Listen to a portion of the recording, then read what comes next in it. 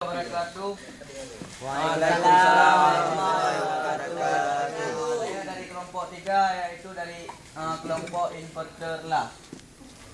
Yang namanya yaitu Bahrul Walidin, Hasrial, dan juga Farul Hadi.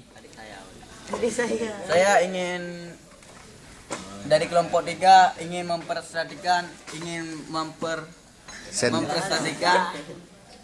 hasil kerja kami, yaitu yang bunyinya Itu kok. menggunakan baterai las otomatis penghantar listriknya itu tidaklah berbahaya.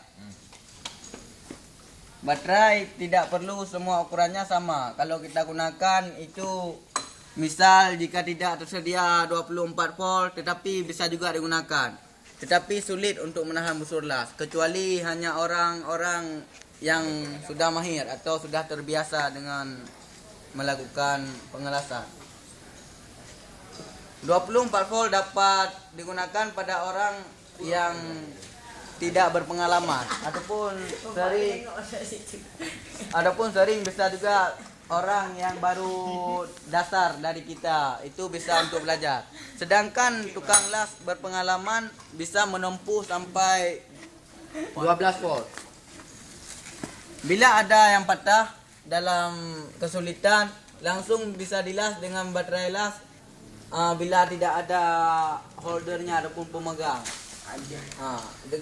Yaitu dengan adanya baterai apa saja ataupun baterai cadangan boleh juga.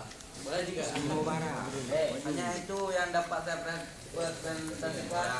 Lebih dan kurang saya mohon maaf. Apabila ada pertanyaan silakan diajukan. Ya, terima kasih. Kita aplaus dulu teman kita.